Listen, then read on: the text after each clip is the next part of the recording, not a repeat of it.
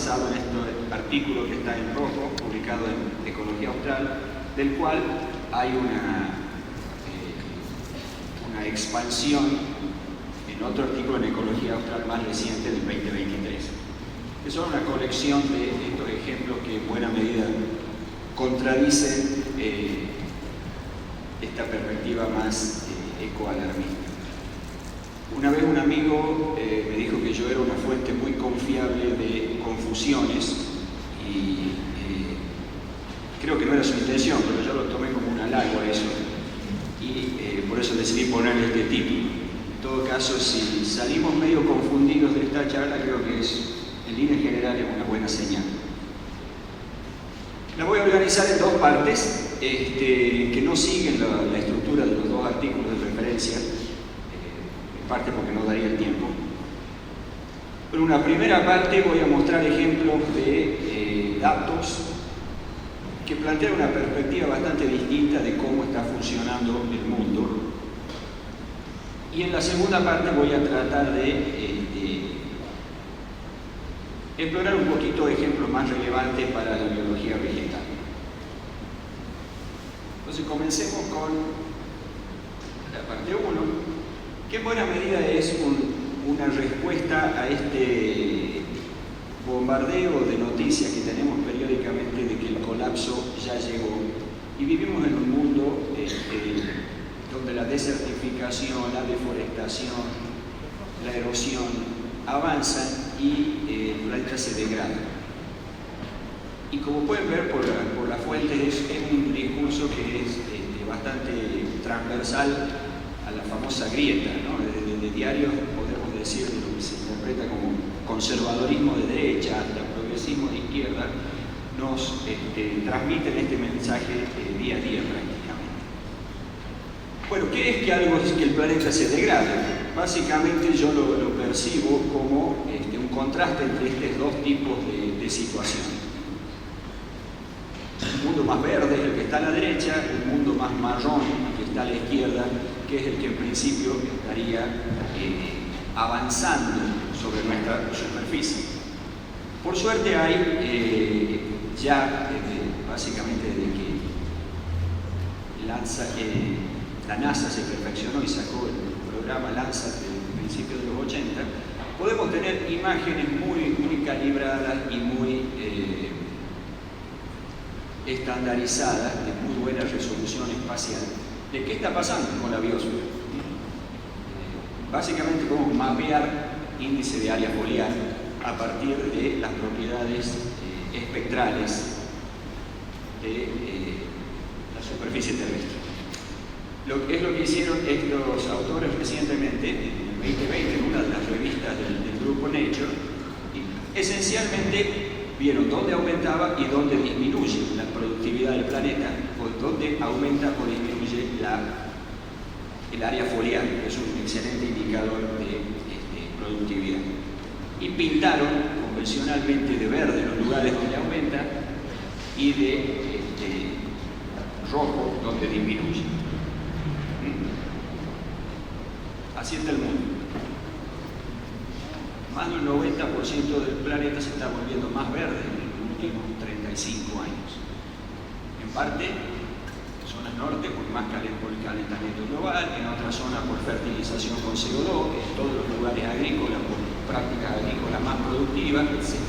Pero salvo algunos puntos rojos, por ejemplo el Chaco, parte del Amazonas, etc., el área foliar aumenta. Es decir, que cada vez tenemos más paisaje de este tipo que vemos a la derecha, comparado con los de la izquierda. Bueno, ¿qué pasa con la desertificación? Que sería un caso medio extremo. La revisión más reciente, también publicada en el 2020, nos dice que no hay ejemplos extensos de desertificación. No hay efectos devastadores. Sin embargo, las organizaciones que se dedican a esta temática, particularmente Naciones Unidas, continúan difundiendo una perspectiva que era básicamente de los 70, cuando ni siquiera había imágenes satelitales confiables, era más basada en observaciones puntuales. También se ha modelado qué va a pasar a futuro. En fines del siglo XXI va a haber zonas donde aumenten las superficies áridas y zonas donde disminuyen.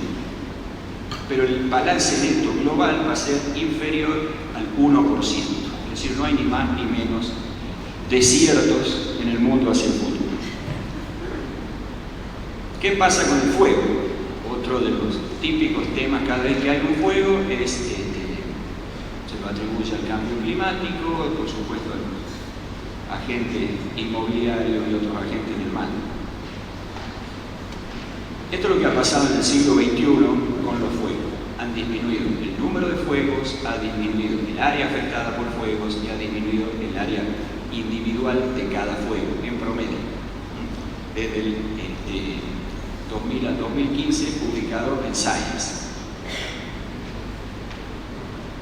Cuando se modela hacia atrás, lo que aparece, la línea negra que ven en esta figura sería básicamente estos datos, ¿no? Entonces, la línea negra es lo que está pasando en el siglo XXI. Como ven, coincide muy bien con el modelado de la línea roja, que nos dice que en realidad estamos muy por debajo, 30-40% debajo de los niveles de fuego que había en el planeta en la década de 1930, es decir, hace 80, 90 años. Y estamos en una tendencia de disminución de la cantidad de fuegos en el planeta. El otro tema característico de esta disminución es la deforestación. ¿Hay más o menos bosque en el mundo? Bueno, el artículo más importante hecho por el grupo de Matt Hansen de la Universidad de Maryland, que tiene el acceso directo y masivo a todos los datos de Landsat, muestra que las líneas rojas existen, Amazonas, Chaco, el subtrópico de África, pero en promedio, en estos 35 años desde que está Landsat, hay un 7% más de bosques en el mundo. Claro está que no es lo mismo recuperar un bosque en Ucrania que perder un bosque en la Amazonia, que tienen mucho más biodiversidad.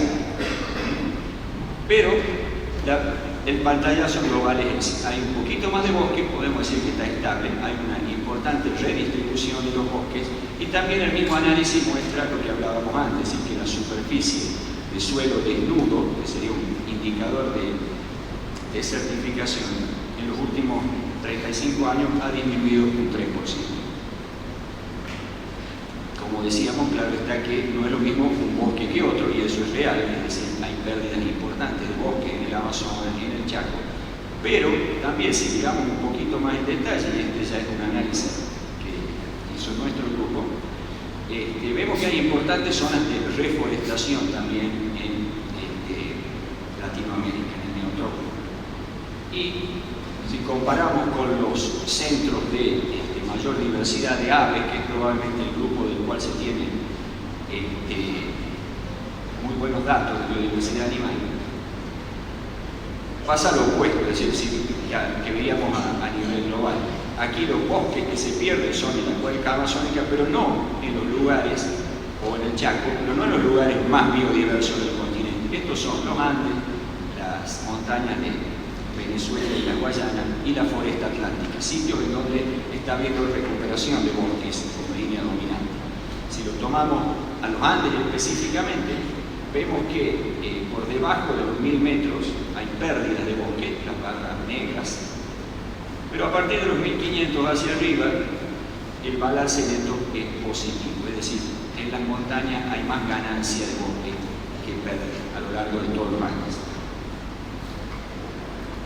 El otro tema que aparece recurrentemente, si se acuerdan los títulos de Nación, Perfil, Infobae, Página 2, etc., es que todo esto está causando una pérdida de la seguridad alimentaria del planeta.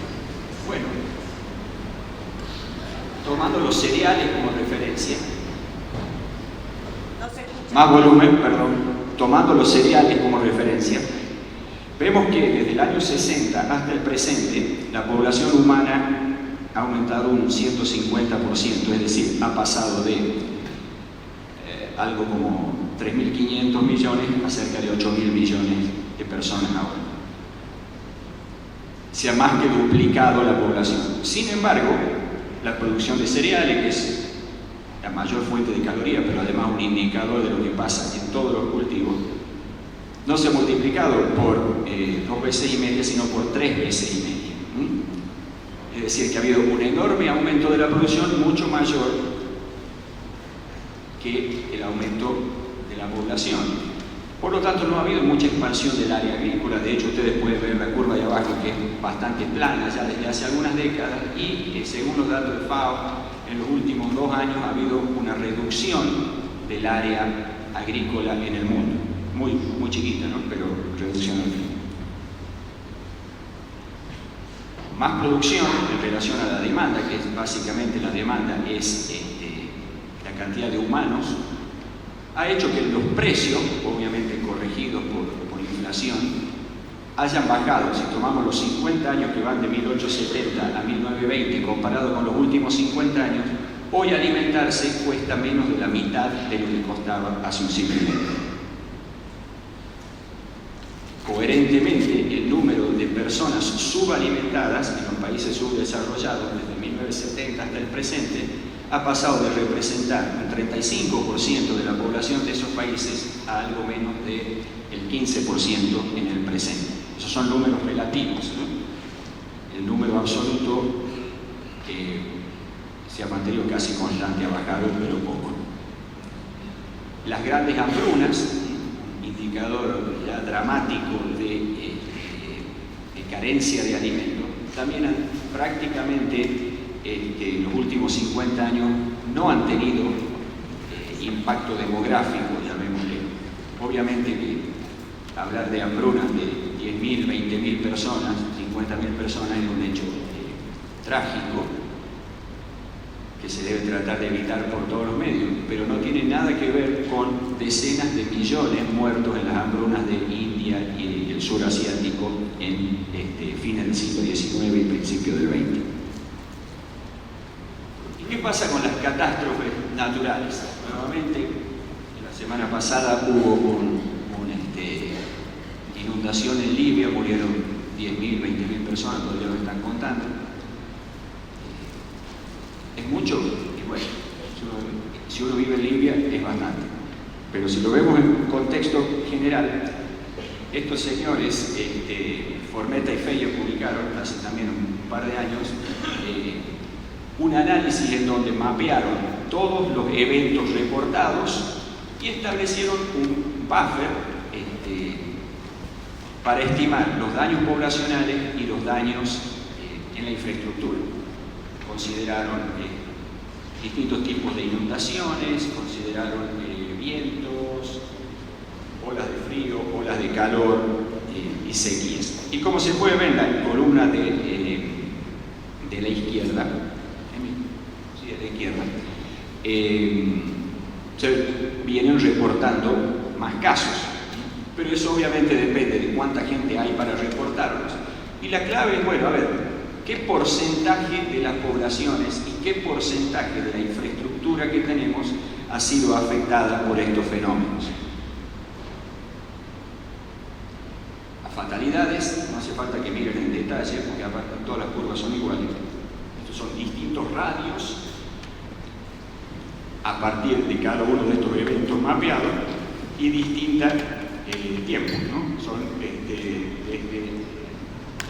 1980 hasta ahora, creo. Esto es lo que ha pasado con los daños materiales en función de nuestra riqueza material. Y acá tienen la síntesis de todas esas figuras.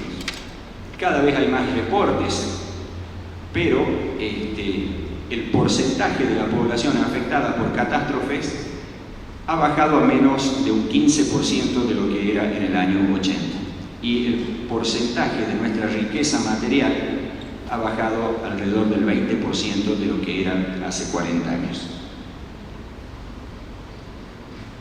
Esto es un análisis menos riguroso, pero cubriendo un periodo temporal mucho más amplio, y podemos ver la tendencia de muertes por desastres a lo largo de todo el siglo pasado, y la tendencia en el impacto sobre la infraestructura, nuevamente medida como porcentaje del Producto Bruto del mundo. Se ve que aumentó hasta la década del 90, pero actualmente está en una tendencia decreciente, consistente con el otro análisis más riguroso hecho para las últimas décadas. Y acá está lo que les decía. Esto es lo que pasaba, muertes por desastres en el mundo. Fíjense que lo único que más o menos se mantiene son los terremotos y algunas tormentas y las erupciones volcánicas. Es decir, eventos, sobre todo terremotos, volcanes, tsunamis, que no son directamente relacionados con el clima. Pero el efecto de las grandes sequías e inundaciones sobre la población humana ha caído dramáticamente, y como les mencionaba, ha habido eventos en la primera mitad del siglo XX en China, en India, donde una inundación causaba la muerte de 20 millones de personas, es decir, 100 veces más que lo que vimos para Libia la semana pasada. Bueno, pequeño descansito y paso a la segunda parte.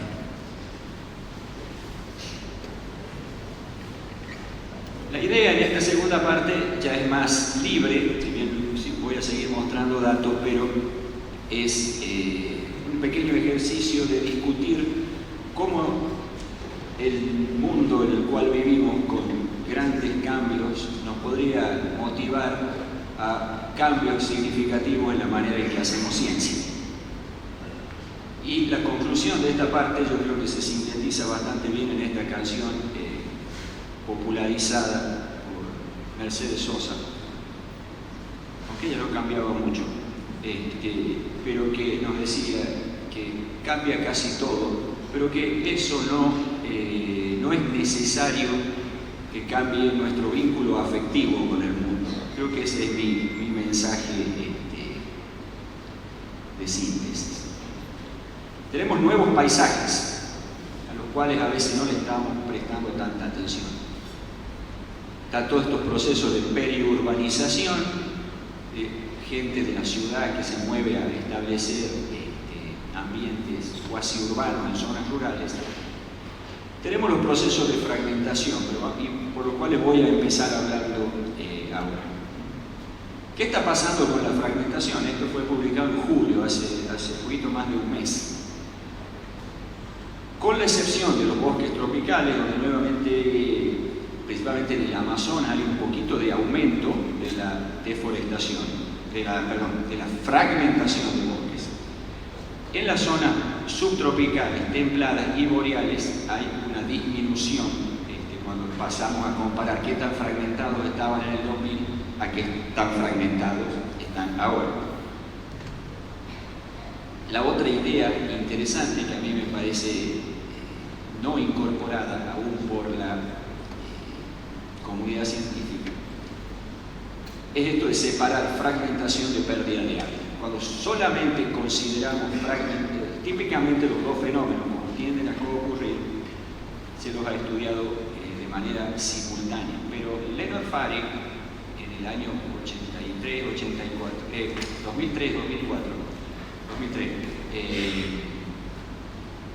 separó los dos efectos en un metaanálisis bastante poderoso. Y por un lado, conceptualizó esta idea de que no es lo mismo la fragmentación que la pérdida de hábitat.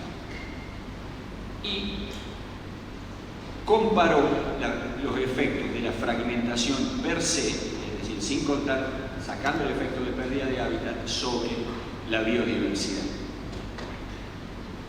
Sobre cerca de 1000 casos, 600, digo bien, la fragmentación tiene un efecto neutro. Cerca de 100 causan pérdida de biodiversidad y cerca de 300 la fragmentación aumenta la biodiversidad a escala de paisaje.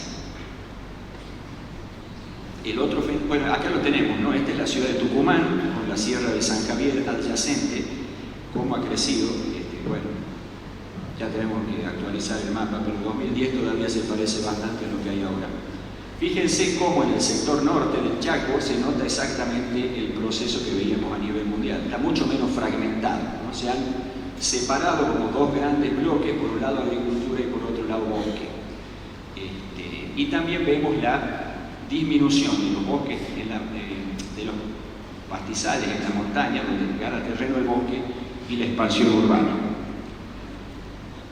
Las ciudades cada vez influyen más en el paisaje. Eso es otro patrón al que no le prestamos suficiente atención, ¿no? Por ejemplo, este es el valle del Raco, atrás de Tucumán, y vemos este tipo de procesos que ocurren simultáneamente, es una expansión de esta periurbanización simultánea a una expansión de bosques en los alrededores, porque esas tierras que eran usadas para una agricultura y ganadería marginal pasan a tener un mercado inmobiliario y a transformar su uso.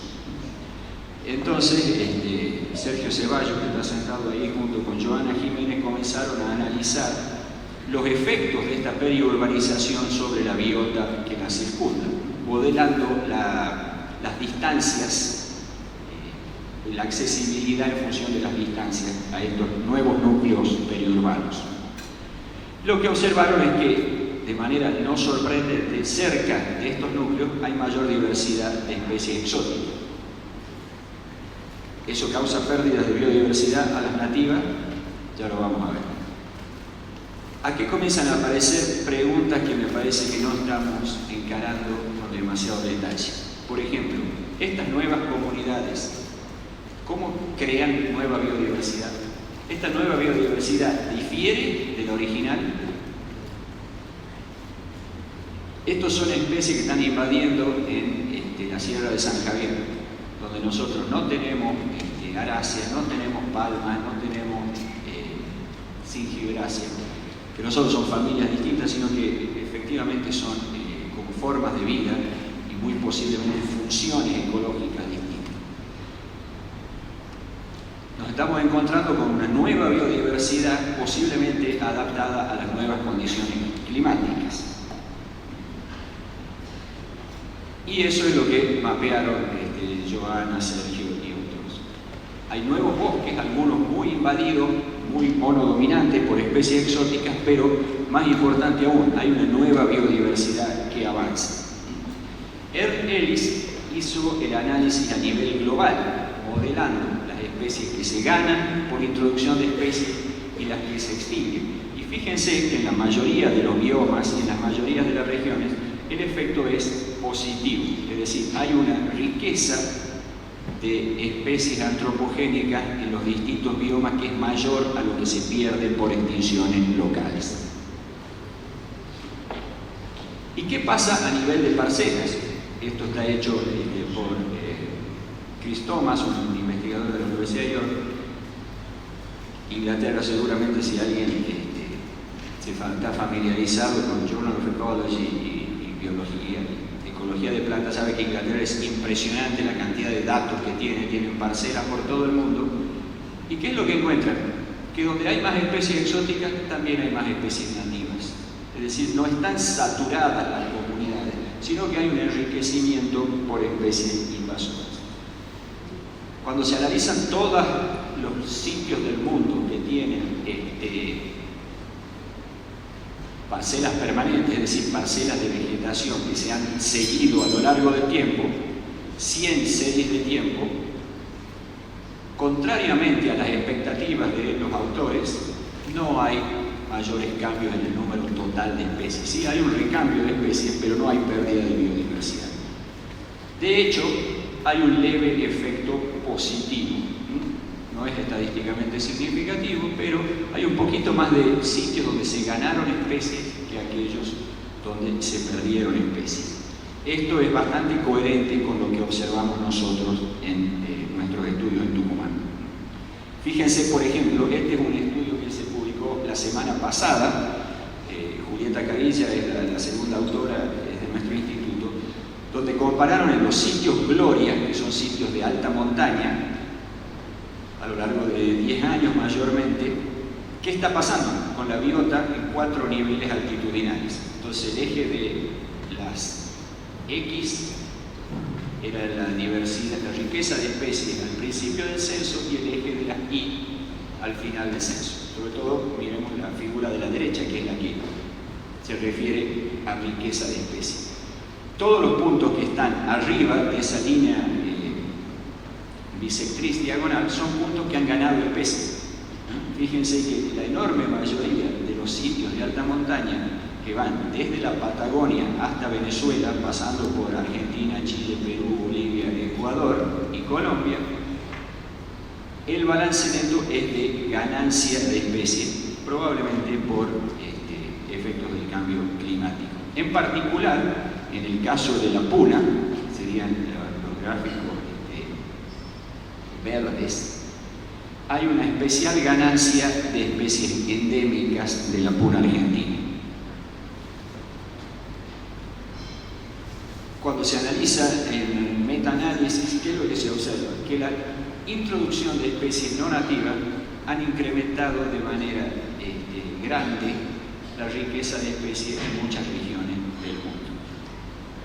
Estos efectos son muy contexto dependientes, pero ese es el patrón más generalizado según esta última revisión.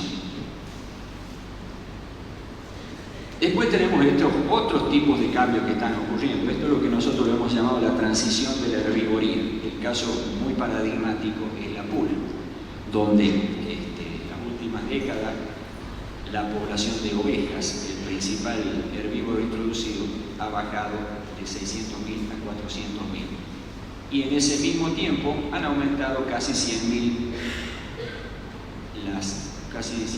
individuos, las poblaciones de vicuña. Entonces hay un recambio que además tiene un componente espacial.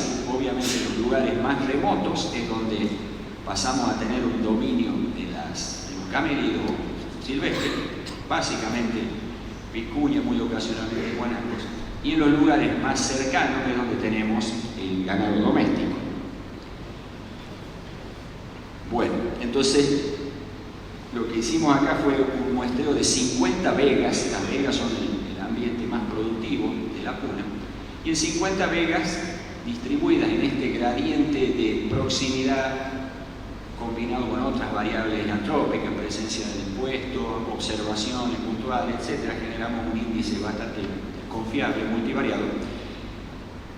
Y lo primero que es bastante obvio es que en los sitios con más silvestría, más wilderness, tiende a haber menos especies. Típicamente el caso de los lugares más remotos tienen solo vicuña, ocasionalmente vicuña y alguna vaca, porque la vaca se la puede dejar mucho tiempo, hay que cuidarla mucho.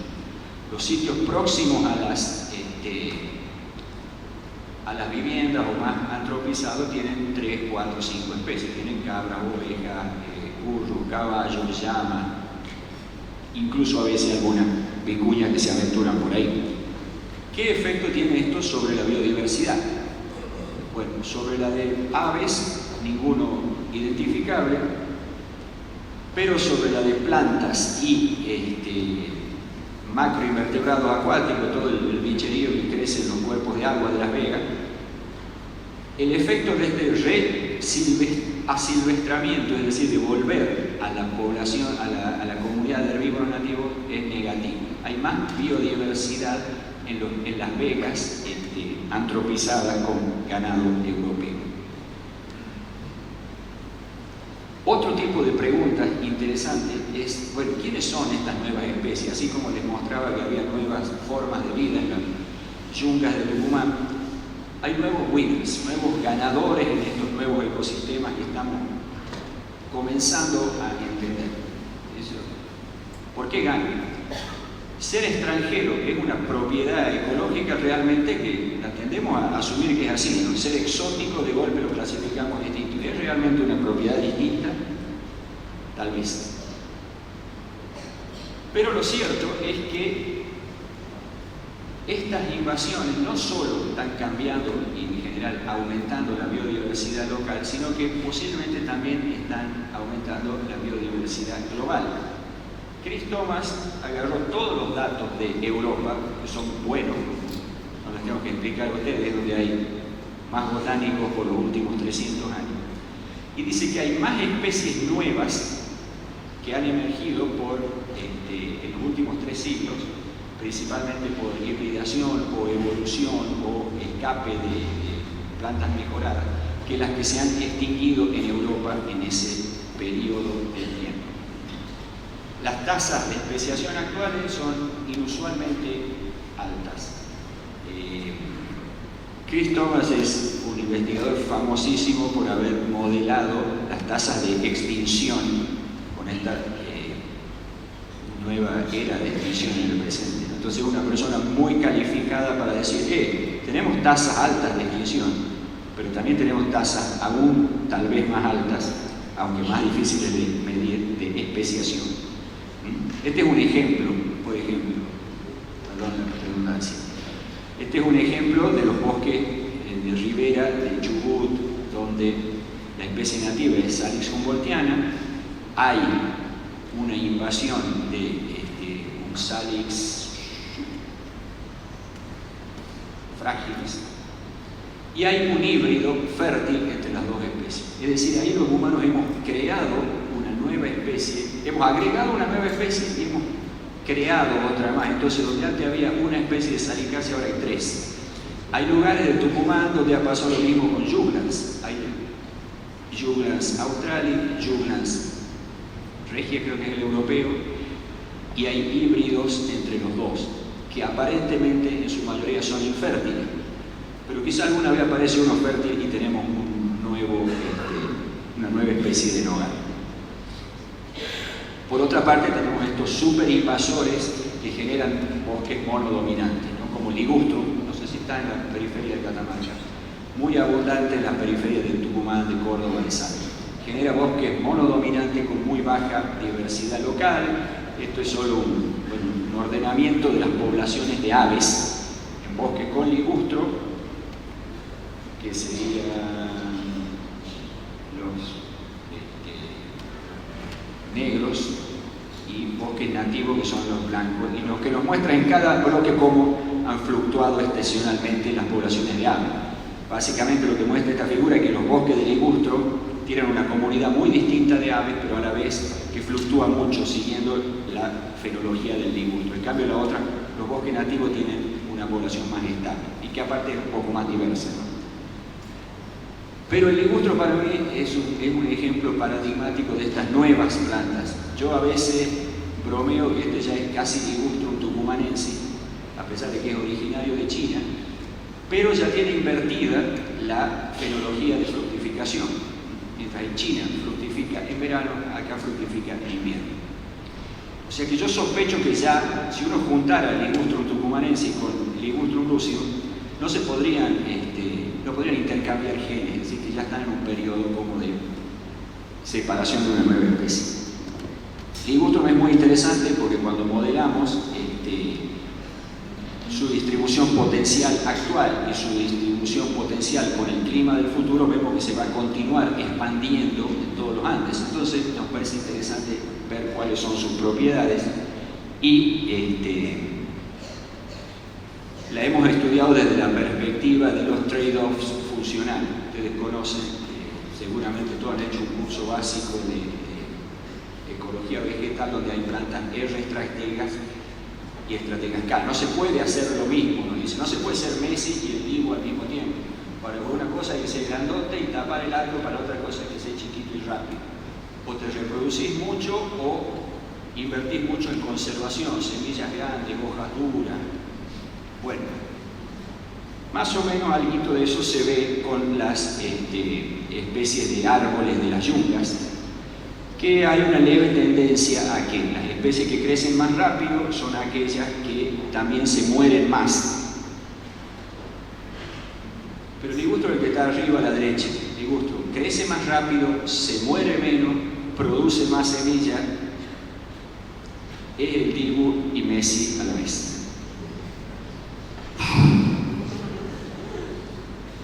Bueno, esto ha sido el contenido. Por supuesto, está mucho más expandido en esos dos artículos de Ecología Austral. Googlean Grau, Ecología Austral y aparecen. Y me gusta cerrar con algunas frases que creo que sintetizan esta charla. Una de este señor Peter Keller, que es un climatólogo, que dice: históricamente los grandes científicos fueron grandes precisamente porque rompieron el consenso, ¿no? Porque muchas veces se dice, el consenso de los científicos es tal cosa. Bueno, cuidado, a veces también es bueno explorar los contraconsensos. Leonard Farrell, la que descubrió que la fragmentación muchos casos aumenta la biodiversidad en los paisajes, nos dice que cada vez que encuentra un resultado inesperado, lo cual pasa bastante seguido, yo trato de ver las cosas con ojos diferentes. La revista Economist hace unos años publicó un artículo sobre el antropoceno que a mí me pareció muy ilustrativo. Los humanos hemos cambiado la manera en que el mundo funciona, ahora es tiempo que cambiemos la manera en que pensamos acerca de ese mundo. Y mucho antes, Marie Curie, supongo que lo dijo en francés, pero yo encontré la cita en inglés, tenemos que conocer más, así tenemos menos miedo. Y con eso les agradezco a ustedes y a todas estas personas que inspiraron estas charlas.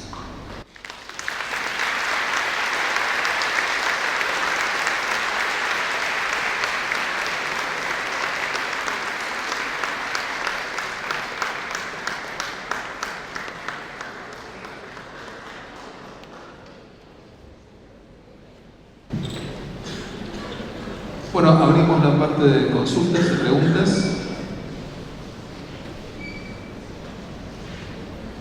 Tenemos una mano por allá.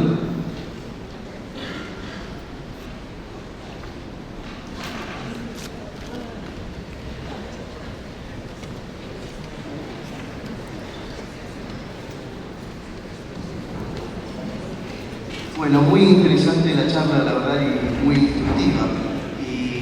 Imagino que puedo extrapolar un poco mi opinión a la sensación que siente todo el mundo, que en general tiene la tendencia a pensar algo no tan extremo como la visión que tiene de lo que está sucediendo con respecto a la biodiversidad y a los cambios antrópicos y todo lo que uno eso asocia con el cambio a nivel global, etc. Pero me pregunto, digamos, solamente con una curiosidad, si en las consideraciones en las cuales aparentemente la biodiversidad o no se afecta o aumenta, cuando los hábitats son fragmentados.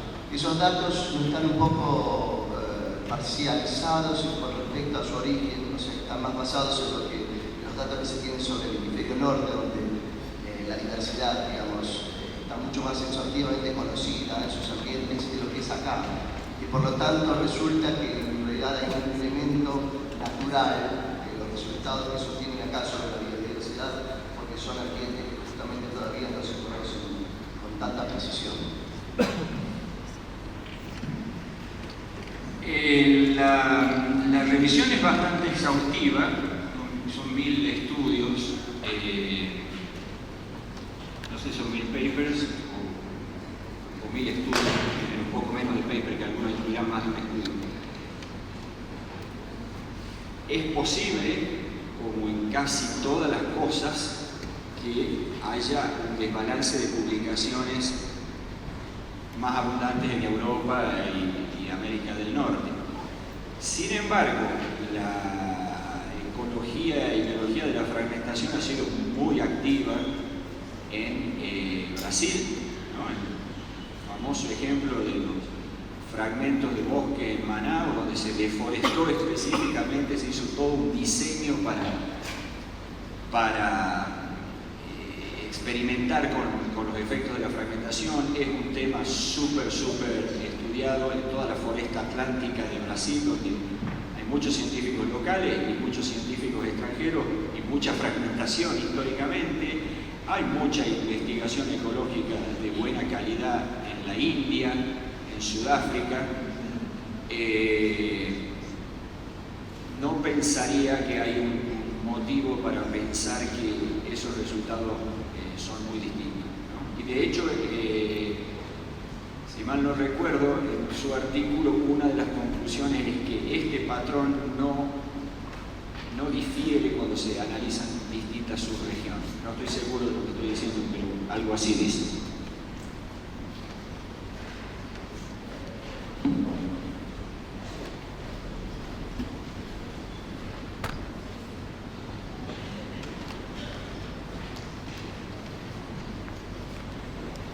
Hola, buenas tardes. ¿Cómo va?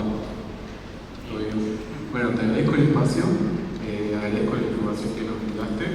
Mi nombre es Álvaro Ardulia y sinceramente estoy completamente en desacuerdo de todo lo que dijiste en la desertificación situación en la que cada vez tenemos más bosques, que especies invasoras, que hay más biodiversidad que especies nativas. De todas formas, respeto tu opinión, pero que dije bien aceptado, que me pareció, con todo respeto, cualquier cosa. Simplemente eso. Gracias. Quedó aceptado. No sé, no.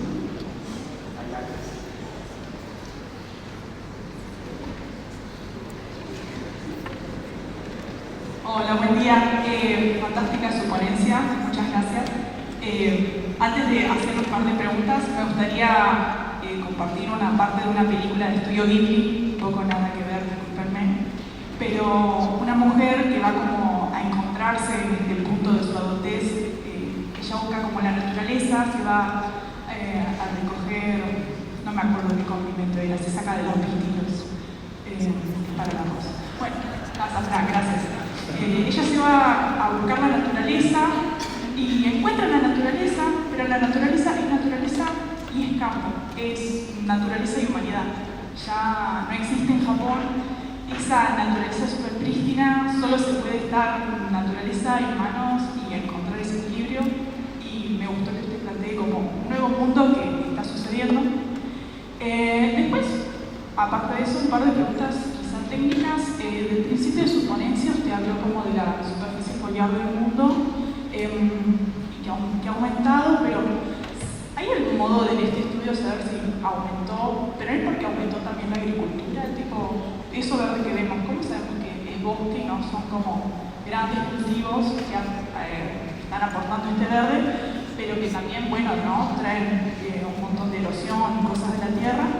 Eso por un lado. Después, sobre el loss, la fragmentación y todo eso, sí, o sea, yo recuerdo una vez que también en una charla decían que se fragmentaban ambientes y que aumentaba la biodiversidad, pero era en parte porque aumentaban las superficies, entonces aparecían plantas como más resistentes y se bancaban más como ese límite, entonces eso como que aumentaba la biodiversidad, pero cuando se buscaba lo que eran especies nativas y eso no se veían reemplazadas o era como, ¿cómo sería? Eran menos, eran desplazadas, como que no era algo que las favorecía. Bueno, tiene tres componentes. El primero creo que es interesante, ¿no? Como el ambiente, no sé cómo llamarlo, el ambiente no tan transformado, llamémosle natural, tiene conceptos de lo que es natural muy distinto en lugares como Japón, donde hay enormes poblaciones y civilizaciones por periodos mucho más largos que lo que son nuestros ecosistemas, ¿no? Entonces sí, es interesante cómo la conceptualización del mundo natural es distinta para distintas culturas. Índice de área foliar aumenta por distintas cosas. Aumenta en las áreas agrícolas, que son el 40% más o menos de la superficie terrestre no desértica, son áreas agrícolas. Ahí aumenta porque estamos fertilizando más, estamos regando más, básicamente eso. Por eso tenemos más alimentos, ese es uno de los componentes. Aumenta en todas esas zonas que hemos visto que hay nuevos bosques, todas las zonas boreales, en parte por un clima un poco más caliente. Ucrania, Rusia, Canadá tienen más bosques por ese motivo. Y hay otros lugares donde aparentemente lo que se interpreta es que aumenta porque el CO2, que es un contaminador atmosférico, también es un fertilizante, es un insumo de la fotosíntesis. Entonces, si tenemos un mundo con más CO2, las plantas se hacen más productivas. Otro factor, porque nosotros lo estamos viendo a esto, quizá ese aumento de diversidad en las montañas, en las altas cumbres que les monté del trabajo reciente, es aumento de temperatura en las altas montañas, y también en, por ejemplo, todas las áreas áridas y semiáridas no agriculturizables, básicamente provincia del Monte, provincia de Prepuna. Si comparamos el censo 2018 con el censo 1970 o por ahí del INDEC, tiene la mitad de las cabras y las ovejas de lo que tenían hace 60 años. Entonces ahí estamos viendo un greening por cambio en la herbivoría.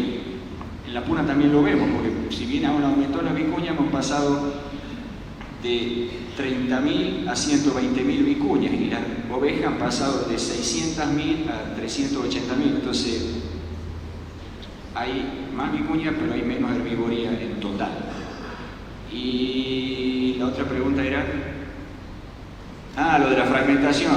Es complicado y lean el paper de Leonor Faring, está bastante detallado cómo ella ha tratado de separar todos esos efectos, enfatizando de que la fragmentación no es un fenómeno de parche. No hay que medir fragmentación en un parche, hay que medirlo en un paisaje, ¿no? Y aparte, en las versiones más nuevas han explorado muchos de los mecanismos que pueden hacer que a nivel de paisaje se aumente la biodiversidad. Buenas tardes. Con los cosas que planteó hay una serie con los que no comparto. Puede ser que haya disminuido la hambruna, le dijo, pero muy diferente la hambruna de la desnutrición. Se puede ser que haya disminuido la hambruna, pero la desnutrición es otra cosa y está en constante incremento, precisamente por la globalización. Y por otro lado, usted habla de los temas de que la deforestación o que no hay un aumento en la desertización. En este momento se está dictando un curso en Colombia sobre la Amazonia, desafíos sobre la gestión, en la cual están mostrando, a través de los benditos imágenes satelitales, cómo en los últimos años ha perdido un 30% la región de Brasil y Colombia de la superficie amazónica, con la consecuente pérdida de capacidad de volver a ser lo que fue originalmente. Eso sin contar que entre los años desde que llegó los españoles a América, el escudo guayánico perdió en 200 años perdió toda la riqueza de la diversidad amazónica.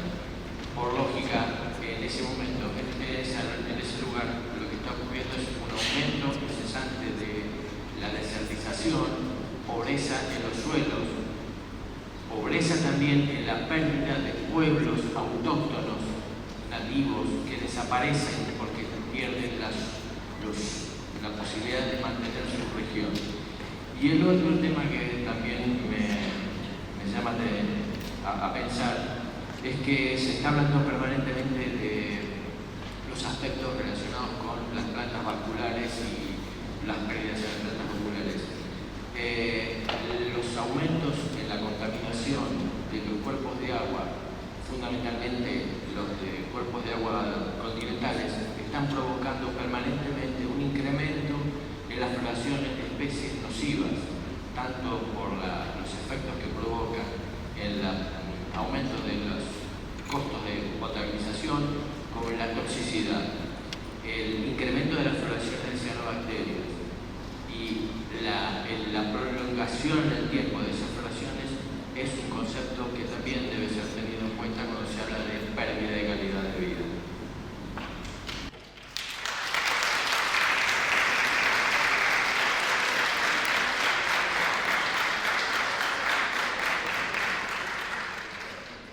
Ahí está el mapa de deforestación, que serían las zonas rojas, y efectivamente la Amazonia ha perdido bosques.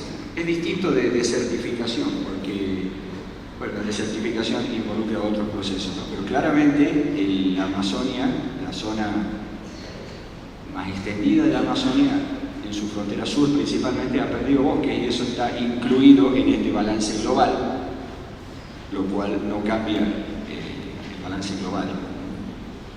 Sí, es verdad que se están extinguiendo comunidades indígenas nativas, eso no he hablado de eso, no estoy preparado para hablar de eso, pero entiendo que es muy real.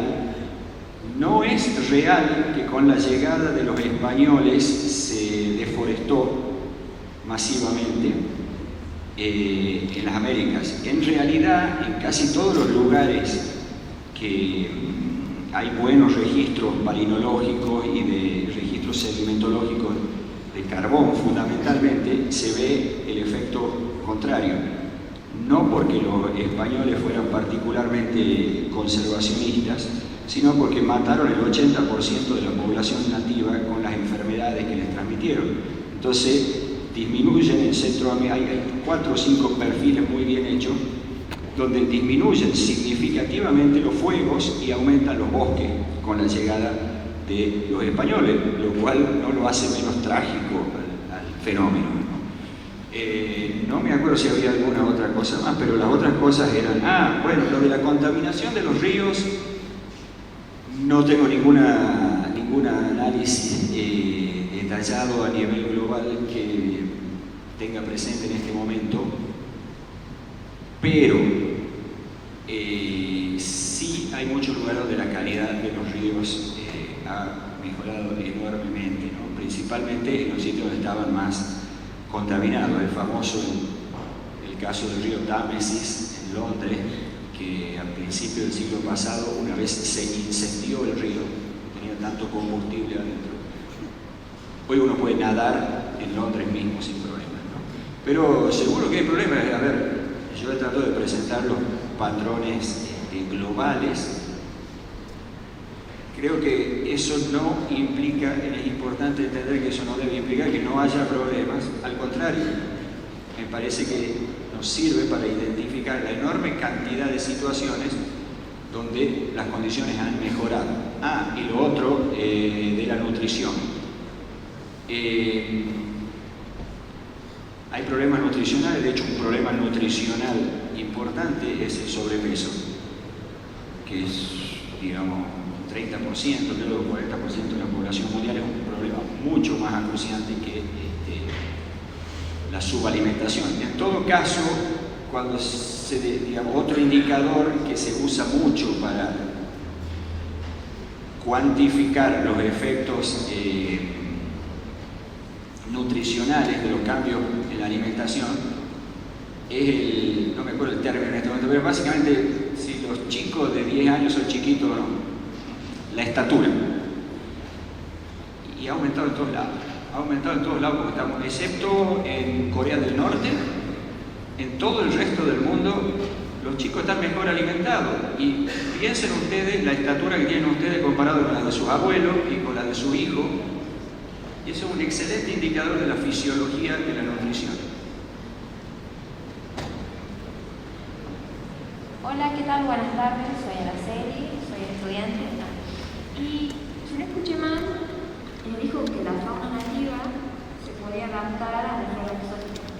Sí, la fauna nativa se podía adaptar a la fauna exótica. Necesito como algún ejemplo de Tucumán que haya visto ustedes de alguna especie que se haya adaptado a alguna especie exótica. Y mi otra pregunta es ¿por qué algunos ecólogos hablan de lo preocupantes que son los efectos negativos que tienen las plantas exóticas y usted de alguna manera le ve como un beneficio? Gracias. Gracias. No, yo no dije nada de la fauna nativa que me acuerdo en este momento de su nivel de adaptación. Pero supongo que la fauna nativa hace lo posible por adaptarse y a veces se adaptará y a veces no, ¿no? Hace poco, para motivar ahí una discusión con la estudiante, le pasé un trabajo de un ave, un pájaro en España, que ahora estaba amenazado porque se habían extinguido los basurales, ¿no? Se había adaptado tanto a alimentarse en basurales, que son un ecosistema muy rico en nutrientes, que ahora con mucho mejor manejo de la basura y destrucción seguramente de otros hábitats que tenía esta especie, está complicado ese pajarito. La cuestión es que, bueno, lo que quiero decir con esto es que las especies se van adaptando. En el instituto nuestro hay un chico que estudia golondrinas y está estudiando que las golondrinas son tremendamente dependientes de las alcantarillas, creo que se llaman alcantarillas, digamos, los lugares donde pasa el agua debajo de las carreteras. Ese es el sitio de nidificación más importante, ¿no? Y la nidificación es clave para el hábitat de un ave. Entonces sí se van adaptando, pero no tengo ejemplos buenos, no los he buscado, ¿no? Y había otra subpregunta ahí, no me acuerdo. Lo de las exóticas. Yo me hago las preguntas. Hemos estudiado, estudio exótica de hace 30 años y no me animo.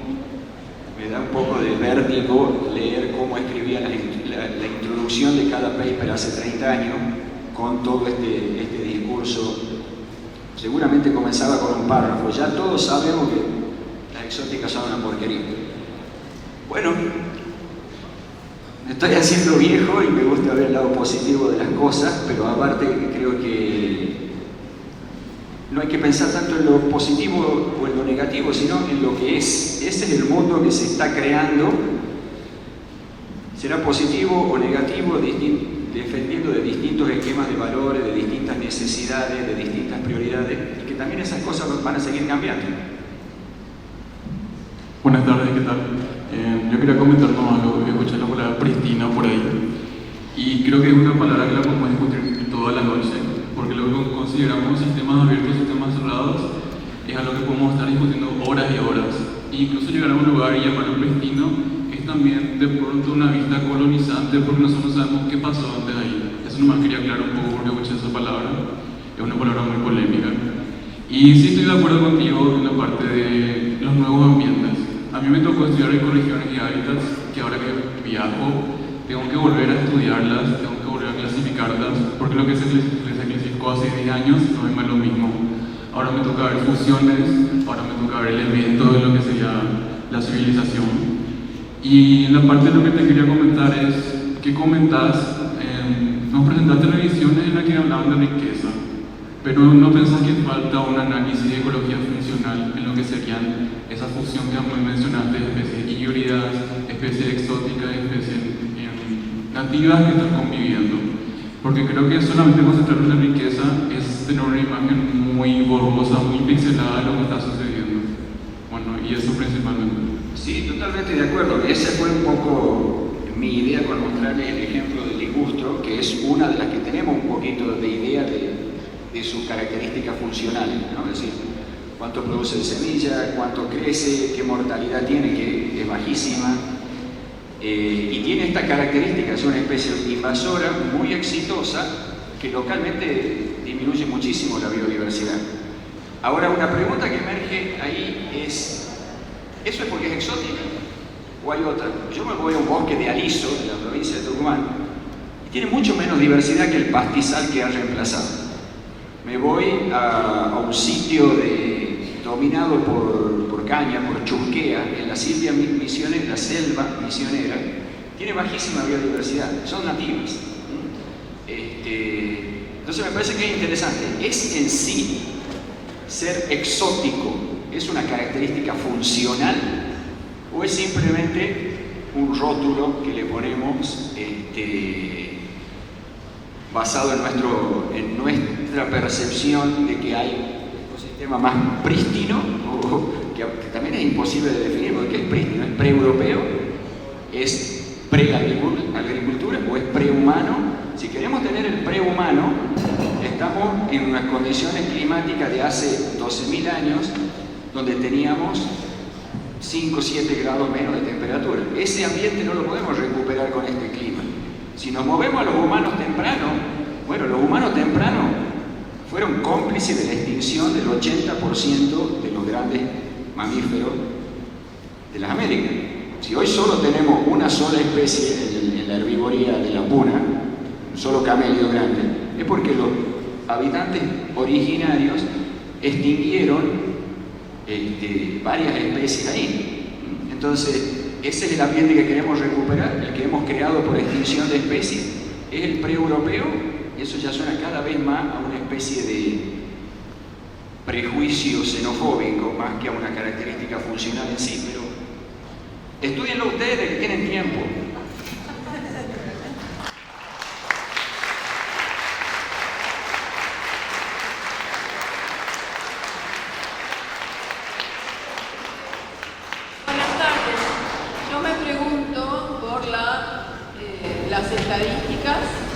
y la neutralidad de la ciencia.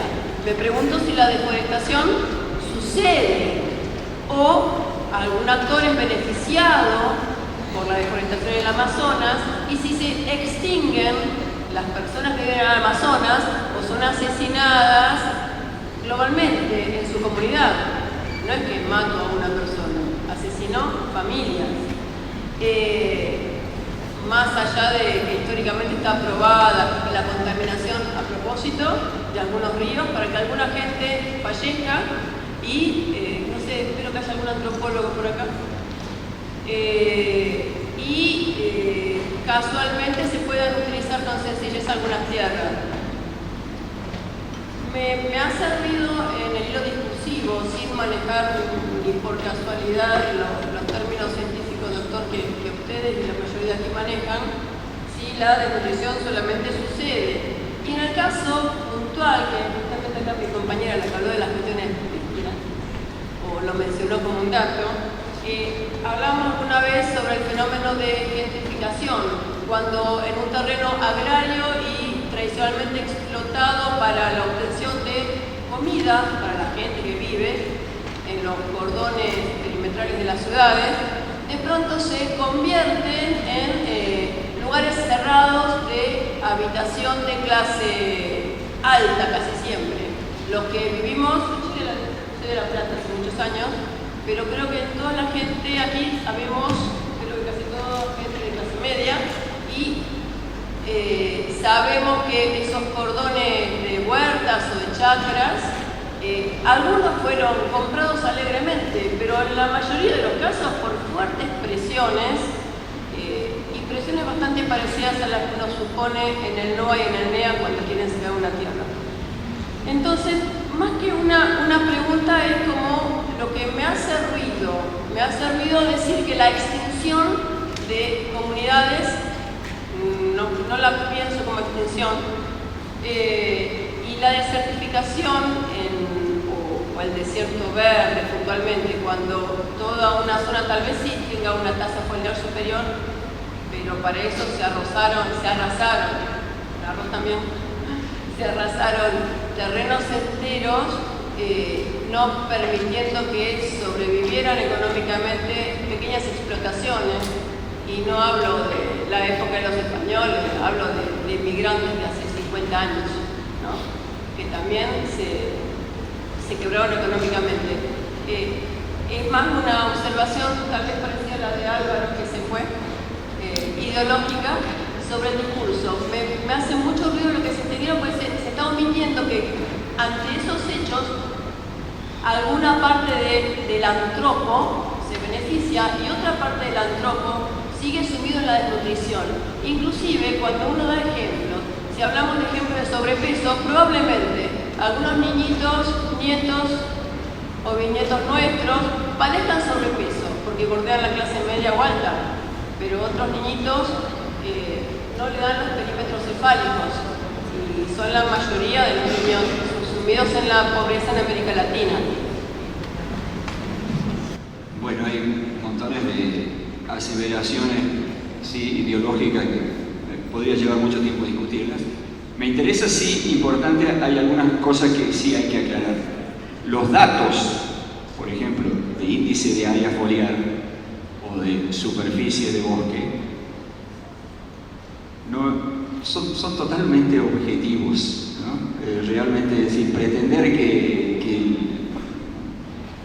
cualquiera de los chinos o Mark Hansen está manipulando esos datos para favorecer determinada concepción de apropiación de la tierra es falso, digamos, totalmente. Son datos objetivos, son datos que los toma un satélite y son datos que son públicos y que cualquier persona los puede reanalizar, y todo el tiempo estamos reanalizando, así que no hay mucho cuento ahí.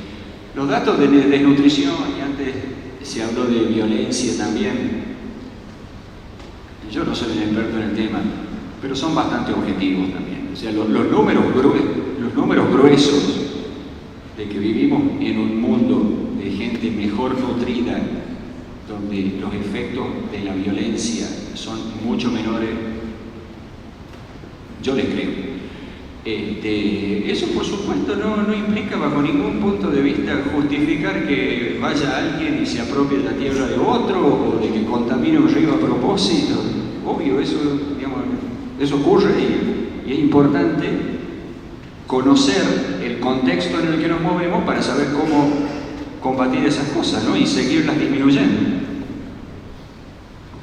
Hola, Renata es mi nombre. Quería preguntarte ¿con qué necesidad todo esto que dijo, todo este discurso? Porque ¿Con qué necesidad? ¿Con qué necesidad? Realmente yo tengo 34 años, no soy una chica ni tan grande, a lo largo de mi vida y como bióloga y activista socioambiental, estoy viendo que recién al fin la gente se está despertando y dándose cuenta del impacto negativo que tienen sus actividades, su consumo en el ambiente, que están viendo la biodiversidad, con lo difícil que esto es, o sea, que la gente tome conciencia, por lo menos para nosotros que vivimos en territorio, yo vivo en Corrientes, es muy difícil hacerle ver a la gente los paisajes y la diversidad que nos albergan y por qué hay que cuidarlos. Y le hablo de, vivo en una provincia donde en 2022 el 12% fue arrasada por los fuegos, donde tenemos más monocultivos forestales que bosques nativos, y todas estas empresas forestales tienen su base, tienen trabajo esclavo, no solamente esclavo de adultos, sino también de niños. Entonces me pregunto, ¿con qué necesidad de ir a decir todo lo contrario? Si está todo bien, no paren, métanle.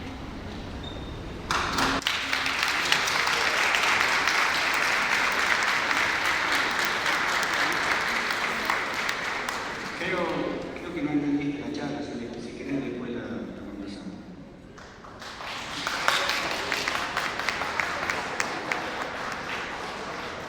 Hola, ¿qué tal? Antes que nada, muchas gracias por hacernos debatir. Permiso, gracias. Muchas gracias por el debate, es muy interesante. La mía es una pregunta muy sencillita. Cuando usted habló del aumento de la biodiversidad, mencionó en algún momento las especies nativas, pero a mí no me quedó muy en claro si esa medición de la biodiversidad estaba incluyendo a las exóticas por el mero hecho de que justamente estamos introduciendo especies nuevas. La pregunta mía es si se sabe, porque perdón no me quedó muy claro, si se sabe qué es lo que pasa con las nativas, si es que se mantiene constante, si en realidad eso varió, si hay alguna correlación entre la introducción, porque obviamente si decimos introduzco una especie nueva, vamos a tener una especie nueva. Mi duda es más que nada hacia el lado de las nativas. Se cuentan las dos cosas y lo que muestran esos estudios es que en buena medida cuando se introduce una especie nueva, bueno, ganas diversidad por definición, ¿no? Y en muchos casos no, esa especie no le quita espacio a las nativas, en muchos casos. Eso ocurre a nivel de parcelas, ocurre a nivel de regiones y algunos están postulando que quizás está ocurriendo a nivel planetario porque generamos nuevas especies. El perro, por ejemplo, el perro es una nueva especie que le hemos generado nosotros. Ahora, eso no implica que no haya que hacer esfuerzo por evitar las extinciones, ¿no? Yo personalmente me parece que hay que hacer esfuerzo, pero no hay que creer que estamos perdiendo biodiversidad local, no hay que estar seguro de que estamos perdiendo a largo plazo biodiversidad, eso es lo que plantea este muchacho Cristóman, quizás estamos en vísperas de la nueva gran especiación, pero bueno, si perdimos, hace un rato estuve en las islas, por ejemplo, que son los números que inflan los números de extinciones, son las extinciones que hay en las islas, ¿no? Que han traído perros, gatos, cabras y han extinguido muchas especies de vertebrados, pájaros locales que no sabían defenderse, etc. Bueno, eso es tristísimo y hay que tratar de evitarlo. Pero bueno, trato de mostrar que hay otra cara de esa moneda. Y últimas dos preguntas, porque si no vamos a quedar más. Tenemos una acá, perdón, últimas tres preguntas y ya cortamos acá. ¿Sí? Perdón, un número ahí, me acuerdo en este momento. Desde hace 3.000 años que no se extingue ninguna especie de mamífero que no sea algún ratón que no se sabe, de mamífero de más de 1 kilo. Hace 3.000 años que no se extingue ningún mamífero en la Argentina. Es decir, con la llegada de los europeos, con la expansión de la soja, no se extinguió ninguno. Sí se extinguieron en periodos previos. Sí. Buenas tardes. Al final de la presentación citó una frase en la que menciona que cuando se obtienen resultados inesperados se trata de ver las cosas de manera distinta, ¿no? Entonces yo le quería preguntar, cuando usted tiene resultados distintos, ¿qué es lo que hace? Sobre todo, ¿qué es lo que siente? Y seguido de esto, con su investigación en exóticas durante 30 años, ¿qué es lo que usted pretende con este trabajo? ¿Se entiende? Son cosas que es muy interesante tu pregunta y quizás necesitaría, como dicen, ayuda profesional para entenderla yo mismo. Son todos procesos. Creo que yo siempre he tenido la actitud de desafiarme y decir, uy, quizá todo lo que venía pensando estaba equivocado, pero creo que todos nos da cierta, no podemos estar dudando de todo en todo momento, entonces nos da cierta tranquilidad espiritual el sesgo confirmatorio, es el nombre técnico, uno de los nombres técnicos. No podemos estar revisando nuestros prejuicios permanentemente, entonces tenemos que convivir con eso, tratar de decir, bueno, esta cosa ya la tengo más o menos segura, pero no voy a dejar de echarle un vistazo de vez en cuando a ver si, y cuando sobre todo cuando venga alguien y me dice, fíjate que eso que estás diciendo no es así. Y bueno, la otra pregunta es, ¿qué es lo que busco como esto? Y creo que algo es lo que se insinuó antes. Yo busco el conocimiento, y para eso soy científico, digamos, que tratemos de conocer cómo son las cosas. La valoración de esas cosas, yo tengo algunas, a mí me encanta la naturaleza. He aprendido a disfrutar de los bosques de exótica que antes disfrutaba menos porque por algún motivo me incomodaban. Ahora digo, ¿por qué me tienen que incomodar? Si está buenísimo ir venir a caminar o andar en bicicleta por acá. Pero estoy en ese proceso, no lo tengo tan resuelto. Buenas tardes, ¿cómo andás? Mi nombre es Carolina. Te quería hacer una consulta con respecto a las especies exóticas. ¿Se tuvieron en cuenta también exóticas invasoras, sabes? ¿Se tuvo en cuenta? Porque generalmente cuando hay invasoras o transformadoras de ecosistemas, la biodiversidad disminuye. Sí, eso, bueno, a ver, hay distintos tipos de datos que he mostrado. Hay los números gruesos muestran que escalas regionales aumentan la diversidad. En nuestro caso es bien contrastante. Por un lado tenemos invasoras como el ligustro, Gleditsia triacanthus en parte, en algunos lugares Piracantha, creo que es una rosácea arbustiva, que claramente disminuyen la diversidad local. Pero como les decía, la invasión de aliso también disminuye la diversidad del pastizal. No la he pedido nunca, pero... Y aparte, ¿saben qué? Les cuento por si hay gente acá. Me da toda la impresión que el bosque de aliso, contrariamente a lo que dicen todos los modelos, aumenta la erosión comparado con el pastizal. Y bueno, amo el bosque de aliso, uno de mis favoritos. Hola, ¿qué tal? Mi nombre también es Carolina. Me toca la última pregunta. Quería hacer una breve reflexión sobre que está buenísimo patear el tablero, porque a veces hay que ver las cosas desde otro foco. Creo que de alguna forma el futuro de la ciencia tiene que ver con ver las cosas desde otro punto de vista, y ese punto de vista quizás está en la transdisciplina y en la ciencia cooperativa. Y una de las cosas que noté en la charla, por ejemplo, es que no se habló de microorganismos, y el caso, por ejemplo, de Salix, yo trabajo con algas, lo conozco desde la invasión de Salix en Patagonia, que va, aunque haya ahora 3 Salix en vez de 1, va en detrimento de la diversidad de algas, que son funcionalmente las responsables de la depuración de los ríos. a la vez el antropoceno está creciendo tanto habitacionalmente como industrialmente, tirando sus desperdicios al agua. Hasta ahora los ríos se la venían bancando. Si están sombreados por Salex, quizás no se lo banquen tanto.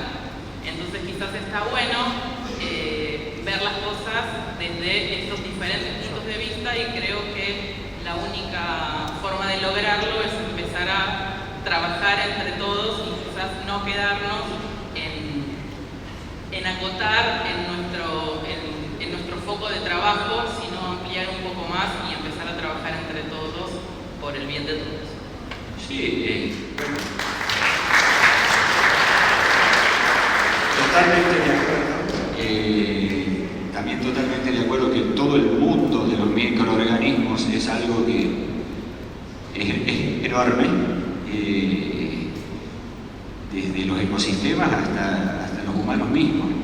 Cada uno de nosotros tiene más células de microorganismos que células de ser humano en nuestro estómago. Obviamente son mucho más chiquitas, pero son todo un ecosistema que tenemos adentro. Y lo de la transdisciplinaridad es obvio, y también es obvio que yo solo he mostrado algunas facetas que no son cualquier faceta, es decir, se habla mucho de fuego, de desertificación, de bosques, de esas cosas. No lo invento yo, pero bueno, sí, es muy limitada mi percepción. No sé nada de microorganismos, por ejemplo, ¿no? Así que, bueno, coincido totalmente en que es una visión parcial. Solo puedo decir que hasta donde me llegó el esfuerzo a mí tampoco no podría hablar de microorganismos ni de muchas otras cosas.